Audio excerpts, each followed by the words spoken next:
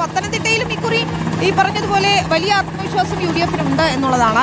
Tight fight നടന്ന മണ്ഡലങ്ങൾ clean സ്വീപ്പാണ് ഇപ്പോൾ പ്രതിപക്ഷ നേതാവ് പ്രതീക്ഷിക്കുന്നത്. 5-5 ഇങ്ങ് പോരുമെന്നാണ് പറയുന്നത്. അതിൽ തന്നെ ആറന്മുളയിൽ ആരോഗ്യമന്ത്രി വീണ ജോർജിനെ തറപറ്റിച്ചുകൊണ്ട് അബിൻ വർക്കി വിജയിച്ചു കയറുമെന്നവർ പ്രതീക്ഷിക്കുന്നു. അങ്ങനെ വന്നാൽ വലിയ ഭരണവിരുദ്ധ വികാരം ഇവിടെ അലയടിക്കുമെന്ന് ഉറപ്പിച്ചു പറയാൻ UDF സാധിക്കും. നമുക്ക് തെക്കൻ ജില്ലകളിലൂടെയും നമ്മൾ പോയി. മലബാറിന്റെ ഒരു സാഹചര്യം നമ്മൾ രാവിലെ തന്നെ നമ്മുടെ സജ്ജമായി നിൽക്കുന്ന റിപ്പോർട്ടർമാർ പങ്കുവയ്ക്കുകയായിരുന്നു. മധ്യ കേരളം എന്ത് സംഭവിക്കും? എറണാകുളം UDF കോട്ടയായി നിൽക്കുന്ന ഇടത്ത് ആ ജില്ലയിൽ മൊത്തം മണ്ഡലങ്ങളും അല്ലെ തീ പാറോ ഈ മൊത്തത്തിൽ എളുപ്പമായിരിക്കുമെന്ന് പ്രതിപക്ഷ നേതാവിന് കോൺഫിഡൻസ് ഉണ്ട്. ഇന്നലെ മുഹമ്മദ് ഷിയാസ് DCC പ്രസിഡന്റ് പറഞ്ഞത് ഇവിടെയുള്ള ആകെ സീറ്റ് 100% സീറ്റ് ഇത്തവണ ഇങ്ങ് പോരും, ഈ രാജീവ് പോരും തോൽക്കുമെന്നാണ് പറയുന്നത്. ഈ ഇലക്ഷന് തൊട്ട് മുൻപേ കേരള കോൺഗ്രസ് UDF വരുമോ ഇല്ലേ എന്ന് പറഞ്ഞ് ശരിക്കും ഏറ്റവും വലിയ ചർച്ച നടന്നത് അത് തന്നെയായിരുന്നു. ഇന്ന് രാഷ്ട്രീയ കേരളം ഉറ്റുനോക്കിയ പ്രധാനപ്പെട്ട ചർച്ച.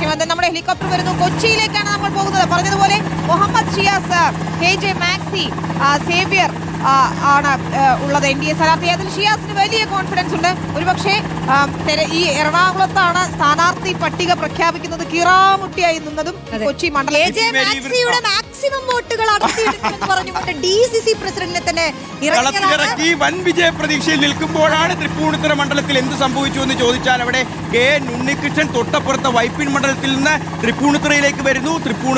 തൃപ്പൂണിത്തുറയിൽ K. ബാബു MLA അദ്ദേഹം തൽക്കാലം ഇത്തവണ മത്സരിക്കുന്നില്ല എന്ന് പറഞ്ഞു. ദീപക് ജോയ്ക്ക് വിട്ടുകൊടുത്തു. അപ്പോൾ 2020 വിട്ടുകൊടുത്തു സീറ്റ്. 2020 അത്ഭുതം സൃഷ്ടിക്കുമോ? ഇല്ലെങ്കിൽ BJP ഒരുപാട് കുറ്റങ്ങൾ കേൾക്കേണ്ടി വരും. എനിക്ക് തോന്നുന്നില്ല. അഖിൽമാരാണ് NDA സ്ഥാനാർത്ഥി. തൃക്കാക്കര ഇളക്കും 5000 വോട്ട് ഭൂരിപക്ഷം നേടുമെന്ന് അഖിൽമാരാർ ഇന്നലെയും പറഞ്ഞു. അതാണ് അഖിലിന് മാത്രമേ കോൺഫിഡൻസ്. മാധ്യമങ്ങളില്ല, സോഷ്യൽ മീഡിയ ഇല്ല, NDA ക്യാമ്പിന് പോലും ആത്മവിശ്വാസം ചെയ്തവർക്കുണ്ടോ? വല്ലാത്തൊരു കോൺഫിഡൻസ് ആണ് അഖിലിന്. അപ്പോൾ അർജുൻ മട്ടന്നൂരിലേക്ക് ഒന്ന് പോവുകയാണെങ്കിൽ അർജുൻ അപ്പോൾ പറയൂ, ഇപ്പോൾ ഈ പറഞ്ഞ മണ്ഡലങ്ങൾ അതോടൊപ്പം എല്ലാ മണ്ഡലങ്ങളും ഒരുപോലെ തൂത്തുവാരാൻ കഴിയുമെന്നുള്ള UDF ഒരു പ്രതീക്ഷ. കഴിഞ്ഞ തവണ നിലനിർത്തിയ സീറ്റുകൾ നിലനിർത്താൻ പറ്റും, അതോടൊപ്പം കൂടുതൽ സീറ്റുകൾ പിടിച്ചെടുക്കാൻ സാധിക്കുമെന്ന് പ്രതീക്ഷിക്കുന്നു. LDF 2020 ഒരു സ്വാധീനം ഏതെങ്കിലും തരത്തിൽ തങ്ങൾക്ക് ഉപകാരപ്പെടുമോ എന്ന് NDAയും BJPയും ഒക്കെ പ്രതീക്ഷ വയ്ക്കുന്നു. എന്ത് സംഭവിക്കും മധ്യ കേരളത്തിൽ, പ്രത്യേകിച്ച് എറണാകുളത്ത്? PV ശ്രീനിജൻ ഇപ്പോഴേ 543 പുള്ളി പറയുന്നത് എനിക്ക് ചെയ്ത ചില വോട്ടുകൾ പാർട്ടി കേന്ദ്രങ്ങൾക്ക് അറിയില്ല, അതിന്റെ പേഴ്സണൽ വോട്ടാണ്. അതാണ് ആദ്യം 5000 അത് അത്രയും ഉണ്ടായിരുന്നു, പക്ഷെ പിന്നീട് അത് കുറഞ്ഞു വന്നിട്ടുണ്ട്. അപ്പോൾ സസ്പെൻസ് ത്രില്ലർ ആയിരിക്കും എറണാകുളത്ത് അർജുൻ.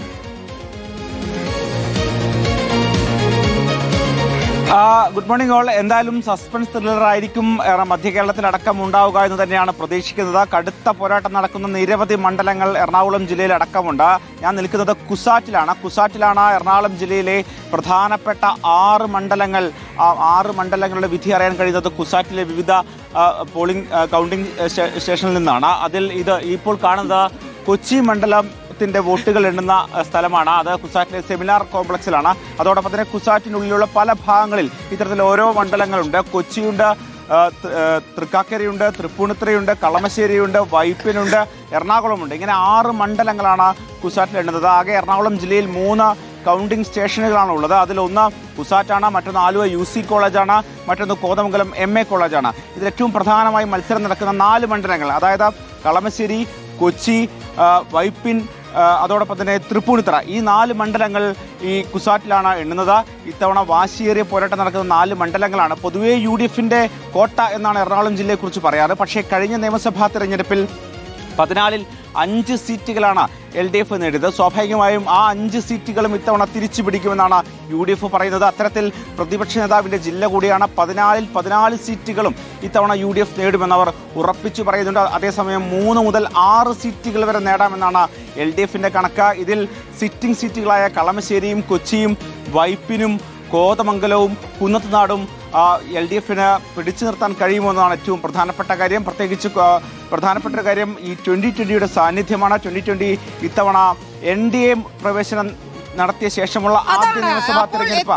2020 സ്വാധീനം ഉണ്ടാക്കുമെന്ന കാരണം ഈ രാവിലെ ഈ സ്ഥാനാർത്ഥികളും അതുപോലെ നേതാക്കന്മാരൊക്കെ എന്ത് ചെയ്യുകയായിരിക്കുന്ന ഒരു ആകാംക്ഷയുണ്ട്. പലരും പ്രാർത്ഥനയിലായിരിക്കും, ചിലരൊക്കെ ഇന്നലെ രാത്രി മുഴുവൻ പ്രാർത്ഥനയിലായിരുന്നു, പള്ളിയിലൊക്കെ പോയ ചിലരുണ്ട്. ബഹുഭൂരിപക്ഷം പേർക്കും ഉറക്കം ഉണ്ടായിരുന്നില്ല ഇന്നലെ രാത്രി എന്നാണ് ഞാൻ മനസ്സിലാക്കുന്നത്. തീർച്ചയായും പലരെയും നമ്മൾ ഓൺലൈനിൽ പുലർച്ചെ 4 മണി വരെയൊക്കെ കണ്ടവരുണ്ട്. അപ്പോൾ എണ്ണി എവിടം വരെ എത്തും എന്നുള്ള അതിനിടയിൽ ഹെലികോപ്റ്റർ